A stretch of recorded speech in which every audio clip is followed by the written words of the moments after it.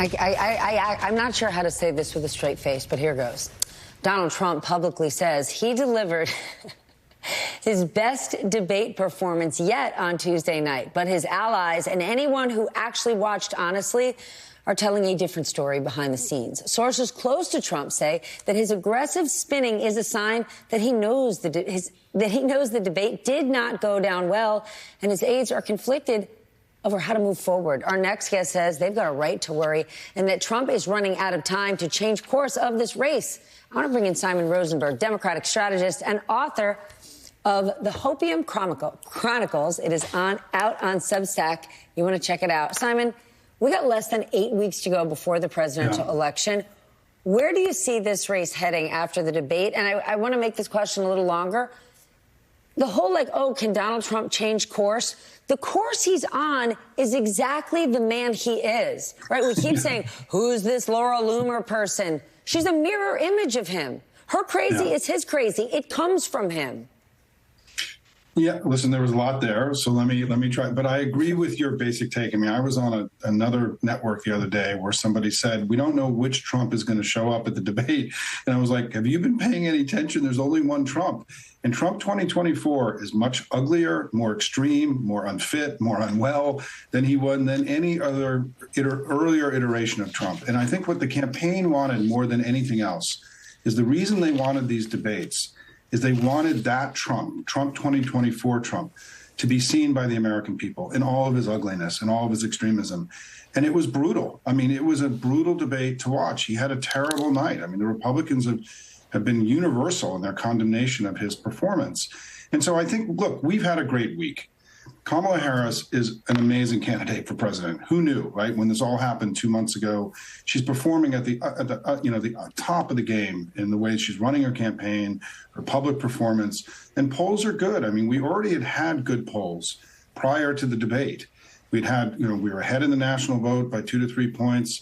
We're doing better in the battlegrounds than Donald Trump. The congressional generic, which is this question about who's winning in who you're going to vote for in the House and the Senate, is also trending in our direction. We have a huge financial advantage and volunteers and enthusiasm. I mean, this feels good. We're in better shape than they are. And then the debate happened. And we've already gotten today a series of polls where she's ahead by an average of 4 points in polls taken after the debate, showing her gaining a point to 2 points.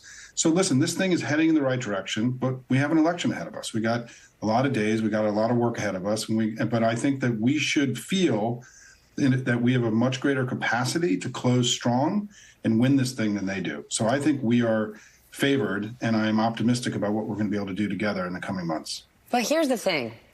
You've got Dick Cheney and AOC endorsing Kamala Harris, the very definition of a broad coalition. And Donald Trump, his own party, saying it was an absolutely catastrophic debate performance. Karl Rove said you couldn't even put lipstick on that pig. So at this point, why is this thing even remotely close? Besides Trump's base, which is not that big, how is it this close? Well, let's give it time, right? I mean, the American people only got to see this contrast between her intelligence and confidence and grace and power and his ugliness just a few days ago.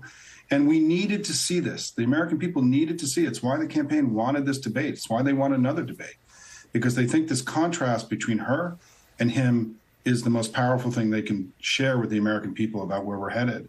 And it was very effective. I mean, I really still, 2 days later, was in awe of her performance and the preparedness and her ability. Because, look, she's got a superpower, which is that she's done a better job at explaining who he is than any Democrat over the last 9 years. She's been incredible at it, and she was incredible at it on Tuesday.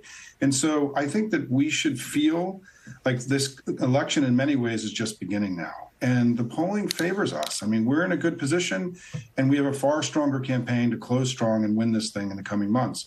But it really is going to come down to how hard our coalition works, and how the work that all these grassroots people have been doing the last 2.5 years to push our performance to the upper end of what's possible.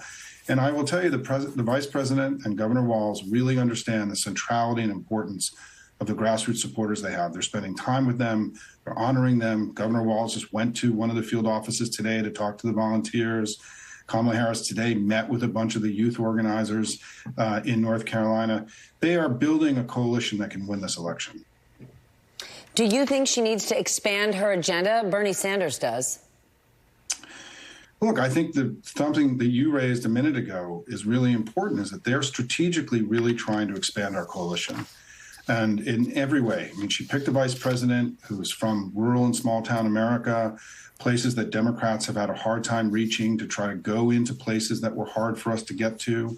We're bringing in Republicans to our coalition. There's enormous strategic intent here from the campaign about trying to win this election by as big a margin as possible, because Trump, to your point that you made earlier, he's abandoned so much terrain. He's given us so much room to go seize. And Democrats have been seizing this terrain in elections over the last 2.5 years. And what I'm really impressed by with the Harris campaign is just how intent they are at expanding the coalition and bringing everybody in, while he continues to work to shrink his coalition, which was obviously idiotic, given that he lost the last election and that MAGA's now failed in 2018, 2020, 2022. You would have assumed that they would have tried to expand their coalition. Instead, he's making it clear that he doesn't want the kind of Romney Republicans and the Nikki Haley Republicans part of his coalition. It's idiotic, and it makes it far more likely that we win. Well, we'll soon find out. Simon, it is always, always great to see you. Great to have you back. Thanks, When Stephanie. we return, Donald